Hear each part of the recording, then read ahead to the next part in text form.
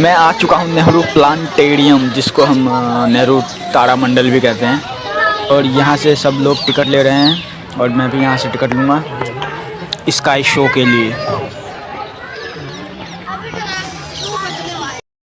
तो अब मैं जा रहा हूँ तारामंडल के अंदर और यहाँ गेट से ही देख रहे हो बड़ा सा हाथ दिख रहा है। ये हमने एंट्री कर ली है, टिकट्स हमारे हाथ में हैं। एडल्ट की 200 की है और चिल्ड्रन की 150।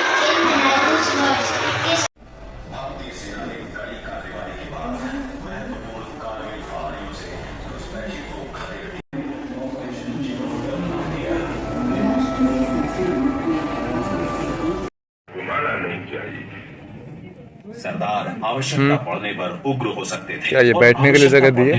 अपने महान उद्देश्य भारत की एकता के लक्ष्य को पाने के लिए अपने कौशल से विवश कर सकते थे।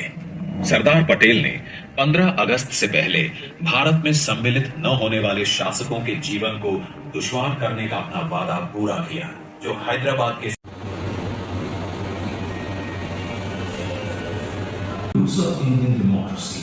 steeped in a rich and diverse cultural heritage spanning over two.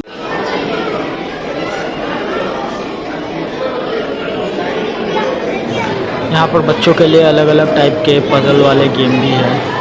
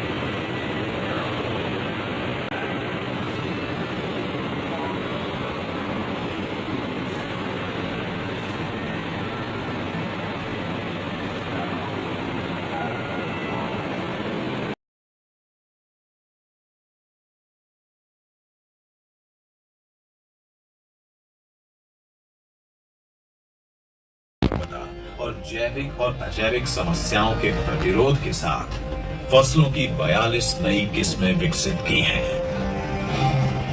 DAE के अनुसंधान केंद्रों ने अंदर मैं बहुत घूम लिया। अब मैं जा रहा हूँ स्काई शो देखने के लिए। दीवार पे अलग अलग ईयर की, अलग अलग साल की फ़ोटोज़ लगे हैं, पुरानी फ़ोटोज़, और उस पर कुछ उनकी डिटेल्स भी लिखी हुई है।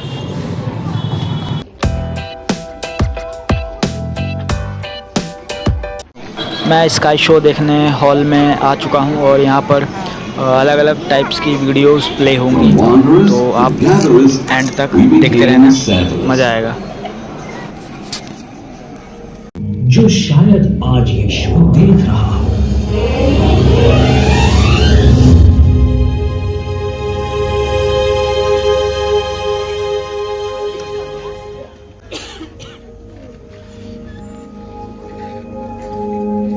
आज के विज्ञान का अनुमान है कि विश्व की आयु लगभग 14 अरब वर्ष है। Through which the cosmic process has become conscious and has begun to comprehend itself. As Huxley suggests, the universe does not exist out there independent of it.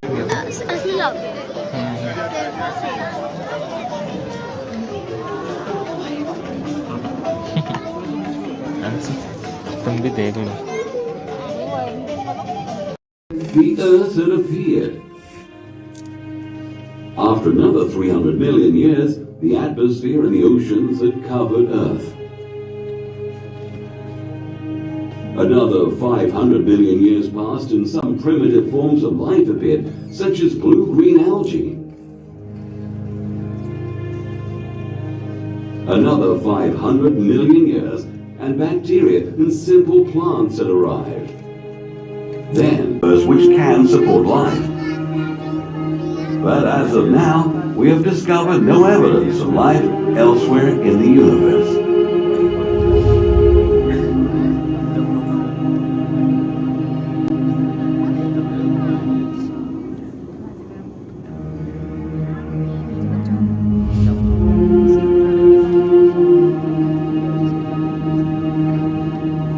As biology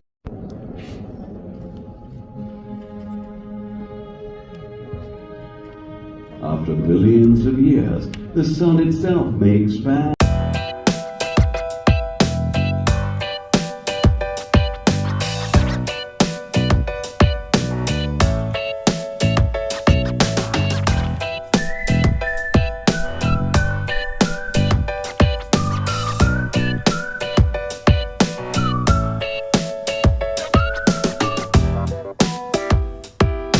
Italy के गैलीलियो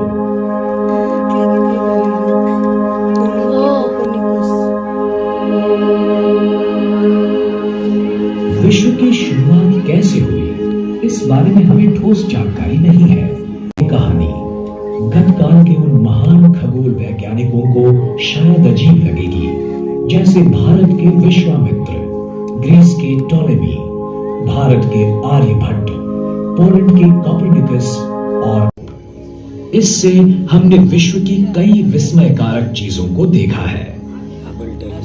हमारे तंत्र ज्ञान की सहायता से हम Galileo से ज्यादा चीजें जान सकते हैं, लेकिन कुछ महान सवाल रह ही जाते हैं कि विश्व की निर्मिति कैसे हुई, वो कितना बड़ा है, कितने तारे हैं आसमान में, विश्व का भविष्य क्या होगा। वैज्ञानिक Together, we have divided this ship into 3 constellations. The sails of the ancient ship we call Vela, the stern, Papus, and the keel of the ship is called Carina. Canopus of Carina is the second brightest star in the sky. As life became easier, people had a lot of time to look at the sky.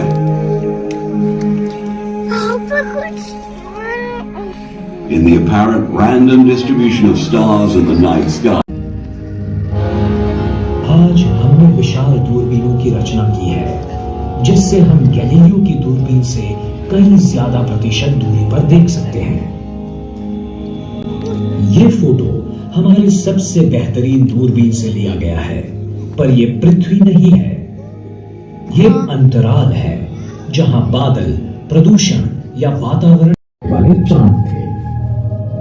लोग हमेशा आसमान में दिखने वाली उस रहस्यमय चमकीली रेखा को उसका फीका सफेद रंग देखकर आश्चर्य जताते हैं, जिसे हम आकाशगंगा कहते हैं। वो क्या था? क्या गैलीलियो शायद ये ढूंढ निकाल सका? वो अनगिनत तारों से बनाया गया था, जो इतने फीके थे कि दूरबीन के बिना उन्हें देखना मुश्किल था। गैलीलियो को यह एहसास हुआ कि वो सूरज थे, बिल्कुल हमारे। स्काई शो ख़त्म हो चुका है और मैं बाहर जा रहा हूँ।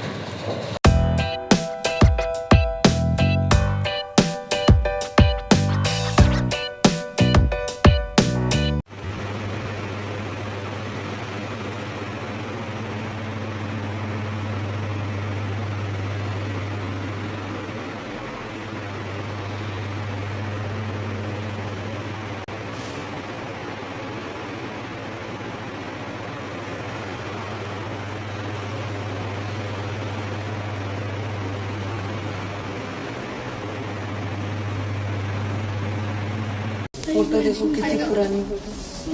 इमेजिन करो कागज कितने पुराने हो गए। मुझे उनकी हैंडराइटिंग देखनी है। पूरा तारामंडल घूम लिए हैं और अब हम जा रहे हैं घर। चलो मिलते हैं नेक्स्ट वीडियो में।